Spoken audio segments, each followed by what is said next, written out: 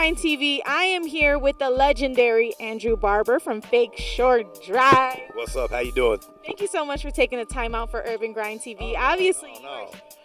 you are Chicago. I'm gonna show a lot of love to UGTV because way back in the day, like when we were first starting out, they gave me like a whole show one time. It was like a whole hour segment, and so much love to UGTV. I still watch the show.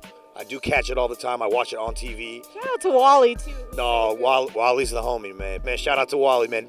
Congrats. How long has UGTV been around? UrbanGrindTV is 7 years, 7 years. Okay, cool. So pretty much like close. We're at 8 now, 8 years.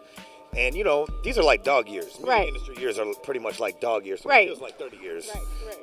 But shouts to UGTV. Right, and these late night shows, they get us gray hairs and stuff like that. You just can't see them right now. I know. It's crazy. It's crazy. But, you know, you got to do it. I mean, you guys do a lot of good stuff for the local artists and the independent artists in the city. So As do you. So tell me a little bit about, I mean, obviously you've been, FakeShoreDrive has been a staple in Chicago, especially Chicago music scene for such a long time. Tell me about how you came up with the idea to go ahead and get it started. Well, you know, I think they say, well, at least I've read, that every great entrepreneur or whatever finds a hole or a gap or something that's missing and then tries to fix it or try to put something in that place. And that's kind of what we do with FakeShoreDrive, because at the time, you know, the Chicago scene hadn't really come online yet. It was still very CD oriented. It was still very, you know, selling CDs out of the trunk, still trying to, you know, do it the old fashioned way, which is all fine and dandy. And still, some people still do that, but it hadn't really come online yet digitally. So it was like when I was trying to tell people about FakeShoreDrive and what my goal was, people thought I was like insane. People thought I was crazy. They were like, "What? You want me to give my music away for free? You want?" They didn't get it, and it took a while. And people just, you know, thought I was completely crazy. They didn't get it, but you know, we started building a house brick by brick, and eventually, you know, we got a house now. So. I mean, it makes sense. It makes so much sense now. It took a long time, and it was a lot of work and a lot of late nights, a lot of sacrifice. But I'm just so happy that it's, you know, we're still around. Yeah, and I mean, today obviously we're here at Leaders. I mean, you had the opportunity to sit next to Jadakiss and really ask him the deep down questions. And I was just, talking to Hustle Simmons, telling him how great it is that he engaged with the audience and really got to talk to the city of Chicago. Obviously, you've been in the game for quite some time. He's been in the game for. How do you feel that it's changed? He's been in the game a lot longer than me, but I think just what we saw tonight. A lot of times when I'm asked to do these things, the artists, you know, they want to do a couple questions and then they want to get out of here. You know, they want to go out the back door. They don't want to sit and talk and chat. But he took a picture with everybody that wanted to take a picture with him. He shook everybody's hand. He answered every question that people threw out there, which is amazing. You don't see that often. But I think that's a testament to why he's still around, why he's still relevant, why he's still on a major label and can still bring, you know, there was probably 100 people in there.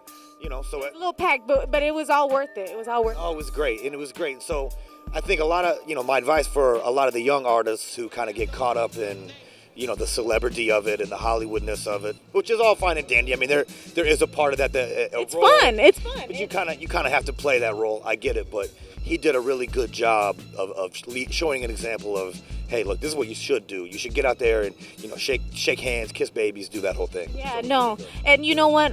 One of the things, too, is obviously FakeShoreDrive started. Chicago has such a huge hip-hop. Like, and even outside of just that, you know, Jadakiss was talking about how hip-hop has evolved and changed over the years as well.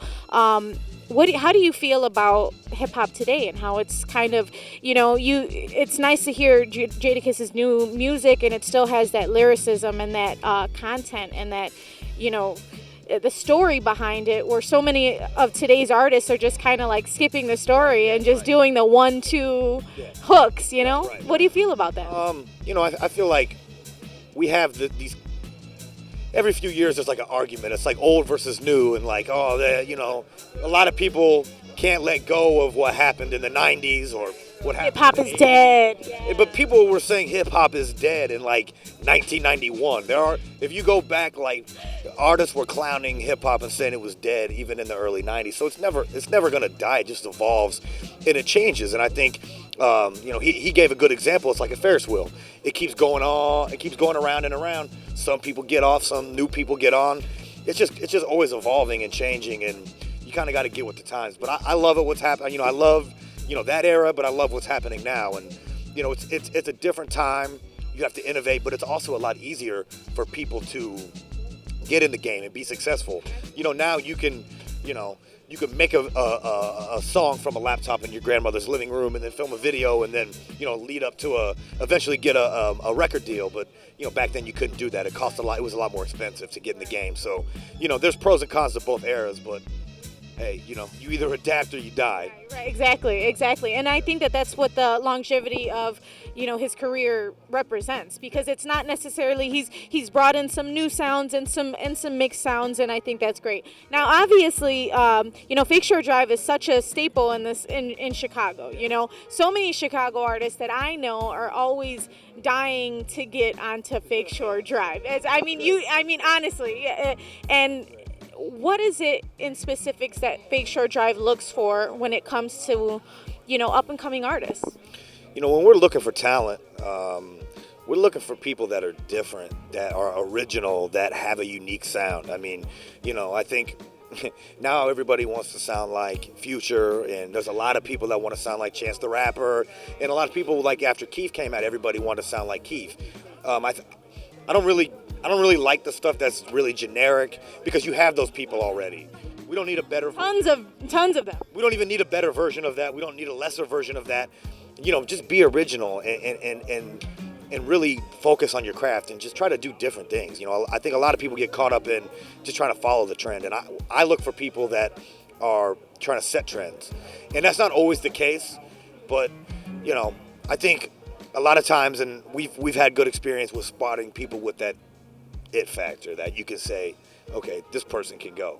But at the end of the day, hard work trumps all, and you want us to be chasing you. Like, my thing is, whenever I meet a rapper and I hear about them, like I just hear it on the radio or I hear somebody else playing it, and I go, I gotta meet this person. That's what I like. It's good to have people reach out, but it should be us chasing you, not vice versa. Yeah, because let me tell you, artists out there, you can have, like you said, you can have the fixated, the big cars and all of that, but your network is your net worth. So, right here, UrbanGrindTV. Obviously, Andrew Barber's doing a great job with FakeShoreDrive. Where can if somebody wanted their stuff on FakeShoreDrive, are you accepting? Are you always accepting? Definitely, always. We're always looking for new talent, because talent evolves, it changes. Every couple of years, it's going to be a new crop of people, and we're always looking for the next best thing. And please submit. Can't get around to everything, but definitely hit us on Facebook, Instagram, Twitter, FakeShoreDrive@gmail.com, or just come to one of the events. We're doing events all the time. We partner with Red Bull to do these Sound Select shows. We do them every couple months. We got a radio show now on Shade 45, Sirius XM, every Sunday night, 11 p.m. through 1 a.m. CST. So tune in. We're playing the best music in the Midwest. People that aren't getting played on the radio here or anywhere else are getting played on the show, and it's a nationally syndicated satellite radio show. Shade, isn't that's Eminem? Yeah, we are on Eminem's Sirius XM station. We just got picked up full time, so we have a full-time show. We are moving. In Lexington. We're going. So, check that out if you do have it. We're on every Sunday. We got Ty from FakeShoreDrive. He's DJing, and then we book guest DJs from around the region every week. Awesome. Well, thank you so much for taking the time out for Urban. Pleasure. I always have time for Urban Grind, so thank you guys for having me. No, thank you so much. And, once again, continues to success. Yeah, Thank you so much. Yeah. What's up? This is Andrew Barber. You're now tuned in to Urban Grind TV. Check it out.